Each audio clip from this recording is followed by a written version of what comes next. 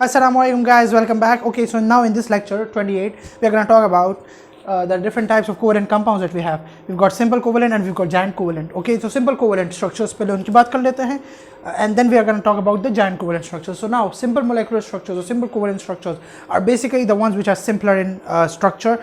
They're the simpler ones include all the halogens, all the halogen acids, all the group all the noble gases, many of the group 6 elements, many of group 5 elements as well. The gases basically are all simple molecular compounds or simple molecular structures.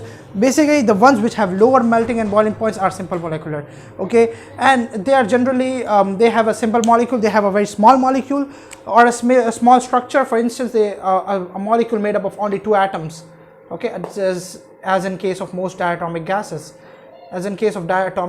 gases, which are also all simple molecular compounds. Whereas in case of giant covalent structures, you've got a series of thousands of covalent bonds joined to each other, meaning one atom, then second, then third, and fourth, and fifth, and sixth, and so on. Thousands of atoms joined together by a giant series of covalent bonds in them.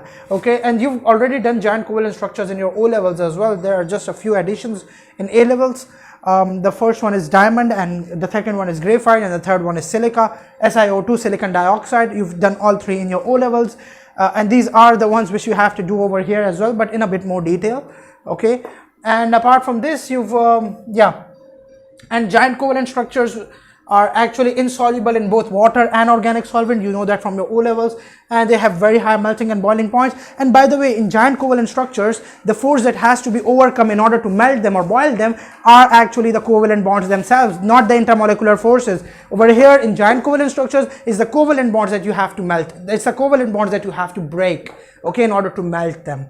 Whereas in simple molecular structures, you've got to break or overcome the intermolecular forces. This is the major difference between both of them, and that major difference between their properties, okay. Simple molecular structures, they have very weak intermolecular forces, due to which they have very low melting and boiling points, as compared to the giant covalent structures, which have a huge series of covalent bonds that need to be broken down in order to melt them down. That's why a diamond is considered as the hardest metal on earth, because hardest solid on earth. The reason is because of the tons of covalent bonds that it has, okay.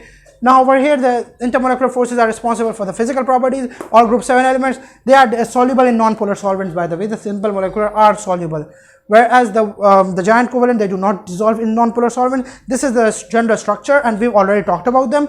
The bromine molecule over here has strong covalent bond in between them, but in between the molecules, not between the atoms, but rather between the molecules, we will find the weak intermolecular forces.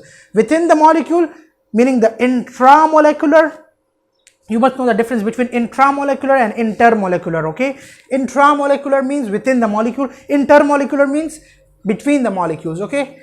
Inter means between, and intra means inside the molecule, okay. These are the 2 terminologies that are commonly asked or commonly tested on the past papers as well.